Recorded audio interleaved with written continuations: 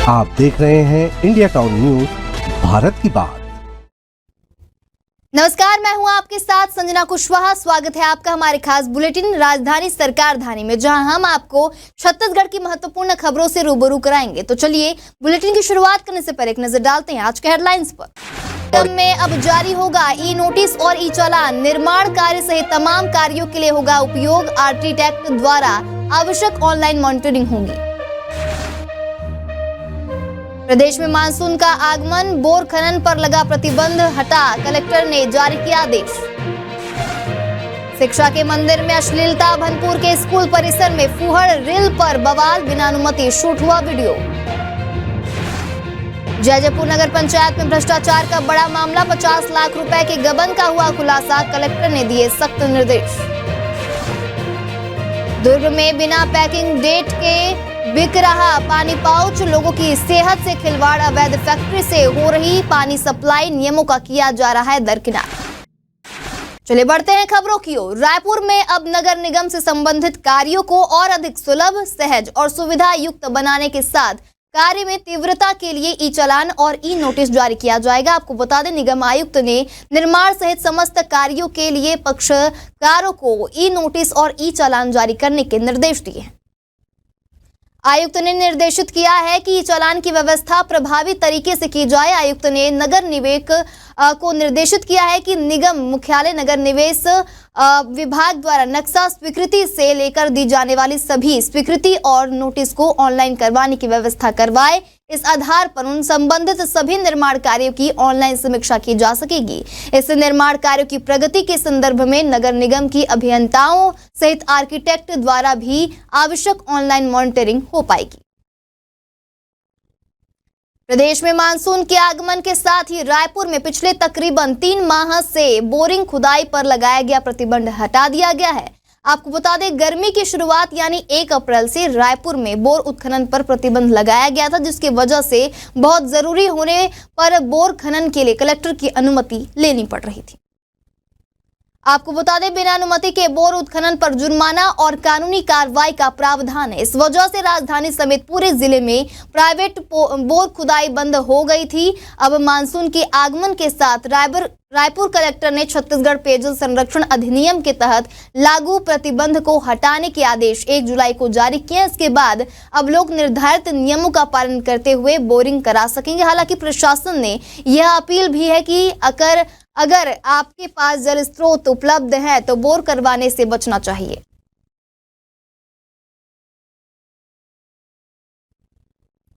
शिक्षा के मंदिर में अश्लील रील बनाकर सोशल मीडिया में वायरल करने का मामला सामने आया। आपको बता दें, भनपुर क्षेत्र के परसदा सोठ गांव के एक शासकीय स्कूल में कुछ युवकों और युवतियों द्वारा बिना अनुमति के रील बनाई गई, जो अब इंटरनेट पर तेजी से वायरल हो रही है। इस रील में एक छत्तीसगढ़ी गाने पर अशोभनीय अभिनय के माध्यम से स्कूल की गरिमा को ठेस पहुंचाई जा रही है। चौंकाने वाली बात तो ये है कि रील में दिख रहे युवक युवती उस स्कूल के छात्र ही नहीं हैं। बताया जा रहा है कि वीडियो एक बंद स्कूल भवन में चोरी छिपे शूट किया गया था। स्थानीय अभिभावकों और छात्रों में इस घटना को लेकर भारी नाराजगी देखी जा रही है। उनका कहना है कि ऐसे कृत्य शिक्षा संस्थानों की मर्यादा के खिलाफ है और बच्चों का इस पर गलत प्रभाव भी पड़ सकता है। फिलहाल स्कूल प्रबंधन और प्राचार्य इस पूरे मामले पर चुप्पी साधे हुए हैं। वहीं स्कूल समिति की निष्क्रियता पर भी सवाल उठ रहे हैं।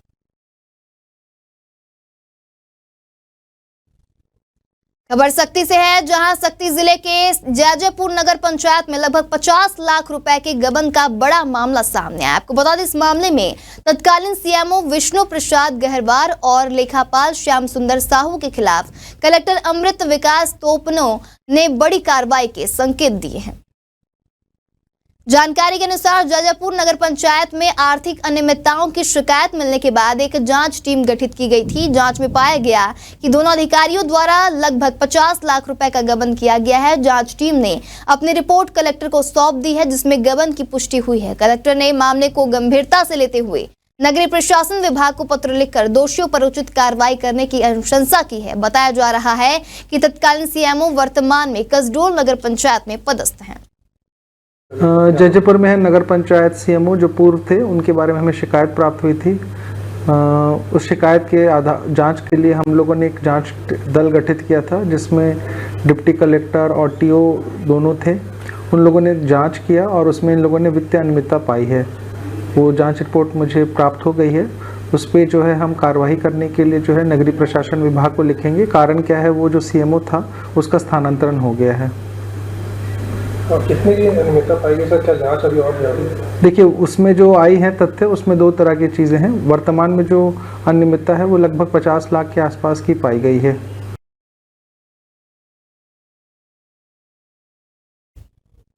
अगर आप भी गर्मी में दुकान से पानी पाउच खरीदकर प्यास बुझाते तो सावधान हो जाए, क्योंकि पानी के नाम पर आपको जहर परोसा जा रहा है। आपको बता दें, दुर्ग जिले में एक ऐसा ही चौंकाने वाला मामला सामने आया है, जहां बाजार में धड़ल्ले से बिक रहे पानी पाउच ना तो पैकेजिंग डेट लिए हुए हैं और ना ही एक्सपायरी डेट। बावजूद इसके दुकानदार इन्हें जमकर बेच रहे हैं और लोगों की सेहत के साथ खिलवाड़ कर रहे हैं।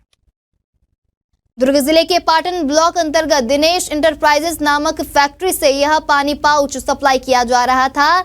इस बीच इस मामले की पड़ताल मीडिया ने की तो कई चौंकाने वाले सच सामने आए। पैकिंग और एक्सपायरी डेट ना होने के साथ ही यह फैक्ट्री बिना ग्राम पंचायत की एनओसी के कृषि भूमि पर अवैध रूप से संचालित हो रही है। बोर से पानी निकालकर पाउच में बनाकर खुलेआम व्यापार किया जा रहा है। हैरानी की बात तो ये है कि ना तो उद्योग एवं व्यापार विभाग को इसकी जानकारी है और ना ही खाद्य एवं औषधि प्रशासन ने कोई सही जांच की है। फिर भी फैक्ट्री को लाइसेंस जारी कर दिया गया है।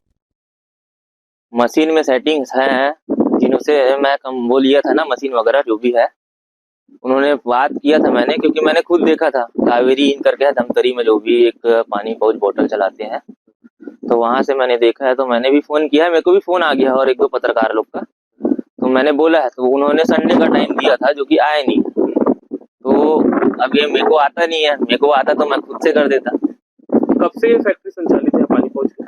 ये अभी जो रन में हुआ है 2 महीना 3 महीना मान के चलो। अब प्रोसेस लंबा था, अब प्रोसेस तो वो पिछले आपका मान के चलो पिछले साल से चल रहा है, 24 से। तो लाइसेंस आपने दिया हुआ है जी। तो लाइसेंस को लेकर जो फूड एंड ड्रग विभाग है, क्या उन्होंने भी इस मैन्युफैक्चरिंग डेट को लेकर कभी नहीं, उस टाइम ऐसा कुछ नहीं हुआ, लेकिन मैंने जब से वो चला है ना अभी कुछ नियम वगैरह जो भी है फूड के आइटम्स में, तब उन्होंने बोला कि हाँ लगेगा, तो लगेगा तो आओ। मैं ये भी बोला, उससे पहले नहीं बताया गया ना, क्योंकि मैंने खुद देखा था ना, कभी देखा नहीं था। नहीं, ग्राम पंचायत के तरफ कोई एनओसी नहीं लिया है हम लोग। और ये हम लोगों के पहले जो कार्यकाल था ना, उसके लास्ट में हम लोग पानी पाउच का संचालन किया था।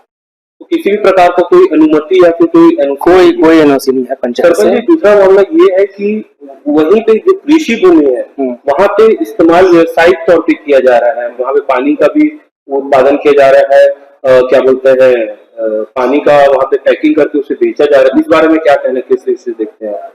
अब हम लोगों को इतना मालूम तो नहीं था, लेकिन वो अपना एनओसी जो लिया था ना, उसके लिए लिया था अपना विद्युत कनेक्शन के लिए बस, और वो पानी संचालन के लिए एनओसी नहीं लिया है। तो आप लोगों से किसी भी प्रकार की मुलाकात या बातचीत? कोई बातचीत नहीं, कुछ नहीं हुआ है। तो अभी आपका क्या कार्रवाई रहेगा? अब आपको गए थे वहाँ देखने, जैसे कि पंचायत को नोटिस जारी करेगी तो देखते हैं हम लोग, एक्शन तो लेना पड़ेगा। वक्त हो चुका है एक छोटे से ब्रेक का। जुड़े रहिए इंडिया टाउन न्यूज के साथ। अब खबर आपकी उंगलियों पर, हर खबर पर हमारा नजरिया। इंडिया टाउन न्यूज, भारत की बात। ब्रेक के बाद स्वागत है आपका इंडिया टाउन न्यूज में। चले बढ़ते हैं खबरों की ओर।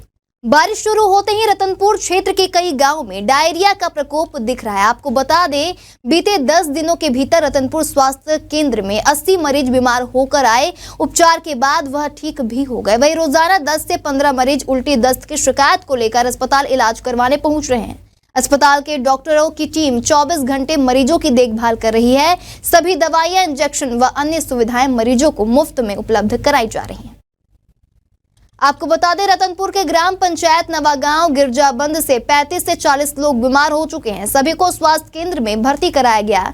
इसके अलावा 2 से 4 मरीज अलग अलग गांवों से आ रहे हैं। बीते 10 दिनों के भीतर अस्पताल से 80 मरीज स्वस्थ होकर घर लौट चुके हैं। वहीं सीएमएचओ के निर्देश पर डॉक्टर और स्टाफ 24 घंटे अस्पताल में तैनात है। जरूरत पड़ने पर डॉक्टरों की टीम गाँव जाकर जाँच और इलाज करती है।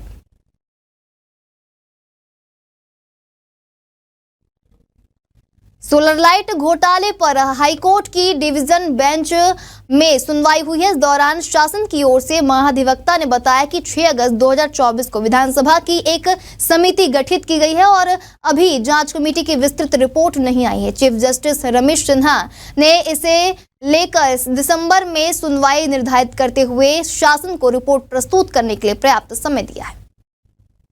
आपको बता दें, बस्तर के 4 जिलों समेत जांजगीर चांपा जिले में सौर स्ट्रीट लाइट की खरीदी में हुए घोटाले में स्वतः संज्ञान याचिका पर सुनवाई चल रही है, जहां बस्तर संभाग के सुकमा, बस्तर, कोंडागांव, कांकेर समेत जांजगीर चांपा जिले में सोलर स्ट्रीट लाइट खरीदी में करोड़ों का घोटाला सामने आया था। समाचार माध्यमों से घोटाले की जानकारी मिलने के बाद हाईकोर्ट ने स्वतः संज्ञान लिया और जनहित याचिका के रूप में सुनवाई शुरू की। यह बात सामने आई कि बस्तर इलाके में सोलर लाइट के टेंडर में भारी गड़बड़ी की गई है। बड़े पैमाने पर ठेकेदारों को भुगतान होने के बाद भी लाइटें नहीं लगाई हैं। बस्तर के 181 गांवों में लाइट नहीं लगी और भुगतान कर दिया गया है।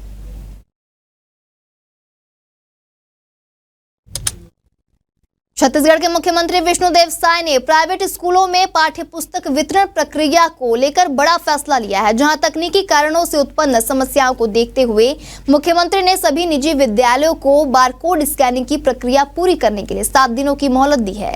यह निर्णय राज्य के छात्रों को समय पर पाठ्य पुस्तकें उपलब्ध कराने के उद्देश्य से लिया गया है।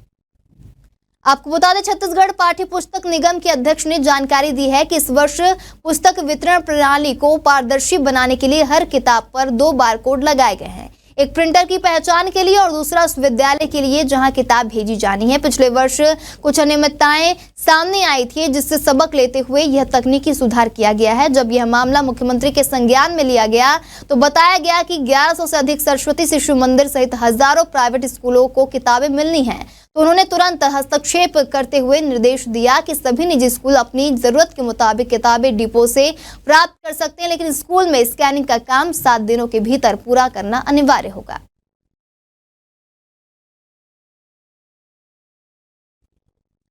छत्तीसगढ़ में आबकारी आरक्षक भर्ती परीक्षा 2025 को लेकर सामने आए तकनीकी गड़बड़ी पर रायपुर सांसद और वरिष्ठ भाजपा नेता बृजमोहन अग्रवाल ने गंभीर चिंता जताई है। आपको बता दें, उन्होंने इस संबंध में छत्तीसगढ़ व्यवसायिक परीक्षा मंडल यानी कि व्यापम की अध्यक्ष रेणु पिल्लई को पत्र लिखकर तत्काल संज्ञान लेने की मांग की है।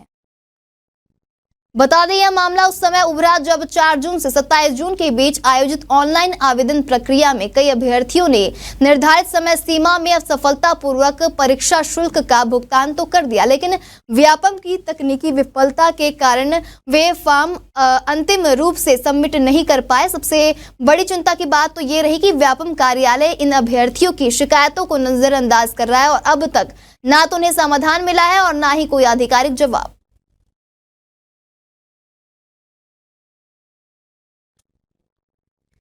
गरियाबंद जिले से एक चौंकाने वाली तस्वीर सामने आई है, जहां स्कूली बच्चे पढ़ाई छोड़कर स्कूल की साफ सफाई करने को मजबूर है। आपको बता दें, यह हालत तब बने जब स्कूलों में तैनात अंशकालीन सफाई कर्मचारी अनिश्चितकालीन हड़ताल पर चले गए। हड़ताल की वजह से स्कूलों में गंदगी का अंबार लग गया है। हालात इतने खराब हो गए कि मासूम बच्चों को झाड़ू उठाकर खुद ही सफाई करनी पड़ रही है। वायरल हो रहे इस वीडियो में बच्चे झाड़ू लगाते और कक्षा के फर्श की धूल हटाते नजर आ रहे हैं। इस घटना ने शिक्षा व्यवस्था और प्रशासन की लापरवाही को उजागर कर दिया है। आपको बता दें, हड़ताली सफाई कर्मी अपनी सेवाओं को अंशकालीन से पूर्णकालीन करने की मांग पर अड़े हुए हैं। उनका कहना है कि वर्षों से वे कम वेतन में काम कर रहे हैं, लेकिन स्थायी नियुक्ति नहीं की जा रही है।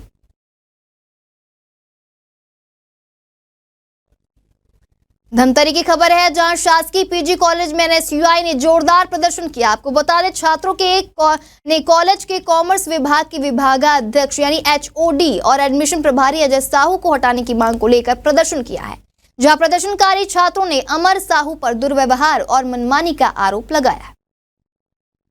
आपको बता दें, एनएसयूआई का कहना है कि अमर साहू का छात्रों के प्रति व्यवहार अपमानजनक है और वे अपनी मनमर्जी से निर्णय लेते हैं, जिससे छात्रों को लगातार परेशानियों का सामना करना पड़ रहा है। छात्रों ने दो टूक कहा कि जब तक अमर साहू को दोनों पदों से हटाया नहीं जाता तब तक प्रदर्शन जारी रहेगा। छात्रों के विरोध में गंभीरता से लेते हुए कॉलेज प्राचार्य ने तत्काल कार्रवाई करते हुए अमर साहू को एडमिशन प्रभारी के पद से हटा दिया है।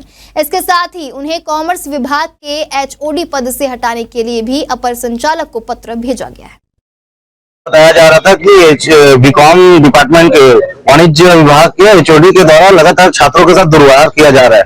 कल मेरे को जानकारी मिला, स्टूडेंट बताया कि भैया एडमिशन के नाम से सर बदतमीजी कर रहे, दुर्व्यवहार कर रहे हैं, उल्टा सीधा बात कर रहे हैं। तो मैं मौके पे पहुंच कर देखा तो सामने आया कि हमारे सामने भी सर का व्यवहार कुछ बदला नहीं, वो ऐसे ही दुर्व्यवहार स्टूडेंट के साथ करते हैं।